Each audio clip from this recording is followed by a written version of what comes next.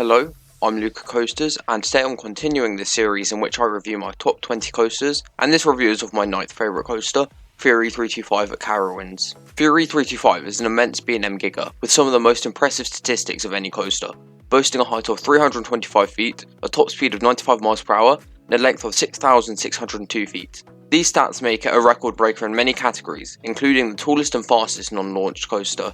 The initial hype surrounding Fury was electric. When the coaster was announced on August 22, 2014, the coaster community went wild as the layout was even better than the predictions based off of leaked documents.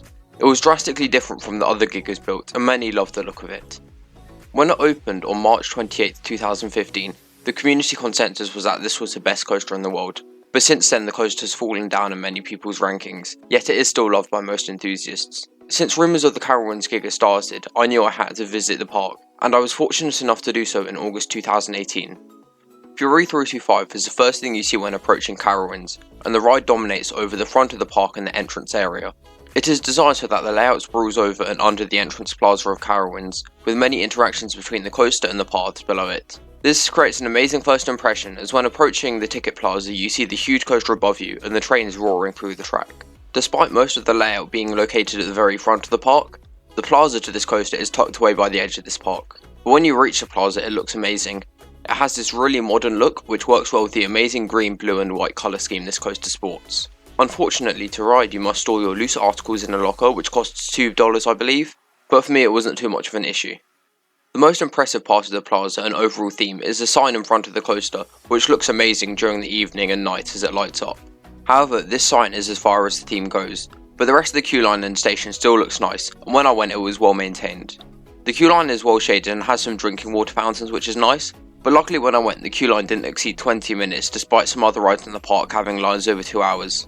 Just before you get in the station, if it's busy you're assigned rows, but every time I asked for a row my request was granted. And let me say, this coaster is definitely a front row ride, however the other rows are still great.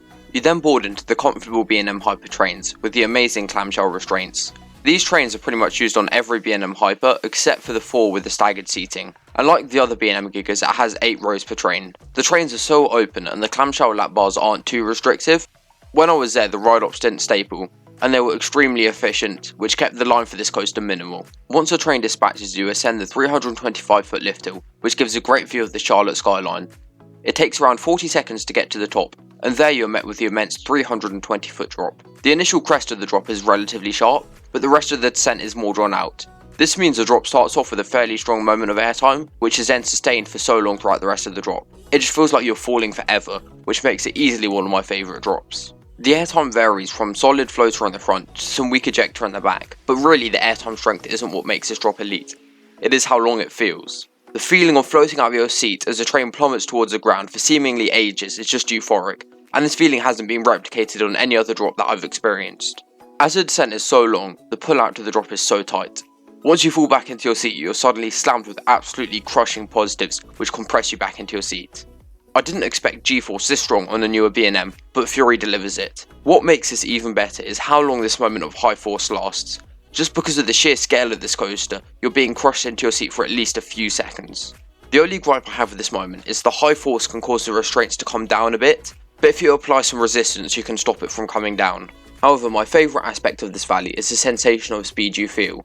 There's just nothing like flying at 95 miles per hour, it's honestly unreal. If you're in the front, the wind hits your face so hard, your cheeks are just flapping around and your eyes are almost being forced shut. If you've ridden a speed-focused coaster like King Dakar, you'll know what I'm talking about.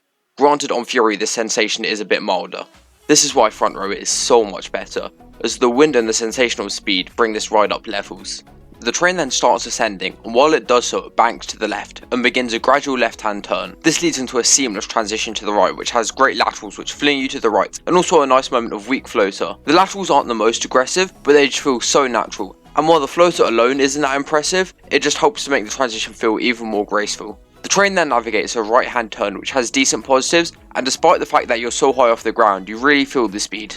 What is also amazing is the fact that you're gliding so high up with such open restraints, which again feels quite surreal.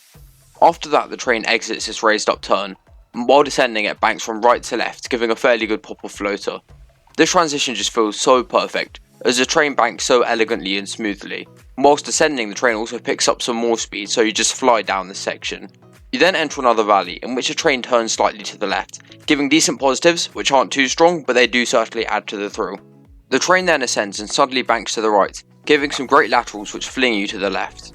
You also get a mild pop or floater, which again makes the transition feel sublime. This moment is also pretty aggressive as it throws you around a bit, which is made even more insane by the fact that it feels like your face is being ripped apart by the wind. The subsequent descending turn also has decent positives, but the feeling of speed completely overshadows that. This turn is also so low to the ground, which means the ride loses little speed while navigating this element, allowing the ride to maintain a flawless pace. The train then rises up into what is the snappiest transition on the ride. The train aggressively yet smoothly whips to the left, giving a great dose of laterals which throws your body to the right. This element is situated above one of the paths leading to the main entrance, giving a great interaction with park guests below. This element is also so low to the ground, meaning the train soars through this element with a good pace. The exit out of this element is certainly less snappy than the entrance into it, and that then leads into the Treble Clef element. The Treble Clef begins with a tight uphill 200-degree right hand turn, which has pulverizing G-force which glues you to your seat. This is probably the section of the coaster with the highest G-force, as you're aggressively slammed into your seat for a couple of seconds while ascending. Towards the top of this element, the ride slows down noticeably, creating a slight relent in the otherwise blistering pace. However, this leads into a huge drop whilst the train is banking from 90 degrees at the top to 0 degrees at the bottom. You receive mild laterals while twisting, and some great sustained floater throughout the duration of the descent.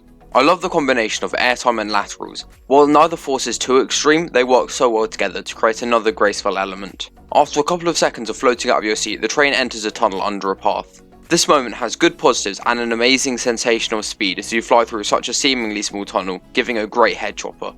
Before you know it, you are flying out of the tunnel and you rise up into a shallow ascent. After a second, the train whips to the left, giving a solid push of laterals which sling you to the right, leading into a turn which sustains these decent laterals. This turn leads into a shallow descent, in which the train banks from left to right. However, this transition is so drawn out that it gives no strong forces.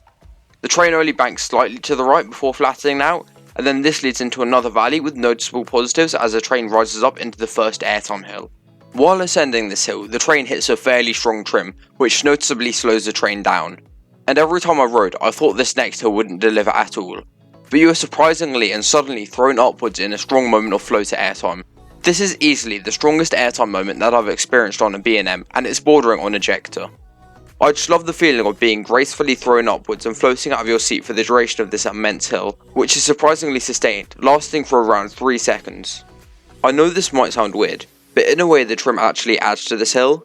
It does make the airtime weaker, but it made the airtime more shocking as every time I didn't expect this moment to have such strong airtime. And the sudden deceleration kind of adds to the aggressiveness of this airtime moment, as you are thrown forward just before being lifted out of your seats. After this euphoric airtime moment, you fall back into your seat and enter the dead spot of the ride, a massively drawn out helix. While the train is still travelling fairly fast, the speed doesn't make up for the absolute lack of forces. The helix is so drawn out that it's almost the radius of the first turn on this coaster, which is crazy seeing as this is one of the last elements. The best part of this element is honestly the support head chopper halfway through, but other than that this element is lackluster. When exiting the helix, the train picks up some speed and goes into a second airtime hill. This hill provides amazing floater. It isn't quite as strong as the previous hill, but it is still sensational. You are perfectly floating up your seat for around 2 seconds, making for such a fun element. This feels very similar to the long run of hills on Goliath in terms of strength, and those are some amazing hills. Upon exiting this hill, this train banks seamlessly to the left, and it's hard to explain, but this turn just feels so perfectly natural. This leads into another similar airtime hill with superb floater, which leads into another right hand turn. This sequence of hills feels so natural and it flows so well, with the banking and airtime being absolutely perfect, making this whole section feel so floaty. The train then rises up into one final hill which leads into the brake run, giving great floater on the front, but weak floater on the back. The ride ends on such a high note with the amazing more relaxing floater hill which greatly contrasts the aggressive first half of this coaster. This ride just delivers everything a B&M Hyper should so perfectly. It has amazing pops of floater throughout the whole ride, snappy yet graceful transitions, and some surprisingly strong positives. The sensation of speed this ride has is just unmatched by any other coaster, simply because of how it's able to retain the speed throughout the fairly lengthy duration of the ride. The train just flies through the course, and while none of the forces are too extreme, they just fit so well together, and the whole ride just flows perfectly. The pacing is almost perfect, which is where my main gripe comes in, and that is that huge helix which feels so unnecessary, and I wish they could have done something more creative with this element. Nonetheless, at least this is the only problematic section of the coaster for me, and the rest of the ride experience is just amazing. I have heard some people complain about a rattle on this coaster, and to be fair there is a very slight rattle at the bottom of the first drop, but other than that this ride is glossy smooth and so easy to marathon without any discomfort. So, objectively, in terms of sheer force, this ride is nothing too special, especially compared to the other coasters this high in my rankings. In terms of forces, this ride only just outmatches the best B&M hypers, but what carries this ride for me is the constant speed. You really need to ride this coaster to understand how it feels, but for the whole first half of the layout, your whole face is just rippling while the train blitzes through the layout. Fury 325 is in my opinion what a Giga should be. Instead of focusing on larger elements like the other two B&M Gigas, Fury focuses on staying low to the ground, really capitalising on the 95 miles per hour this coaster reaches. The fact that you are navigating some of these elements so low to the ground helps this coaster stand out among others of its model, which generally focus on huge hills. This gives the ride a more aggressive and relentless feel, which other B&M hypers fail to bring to the table.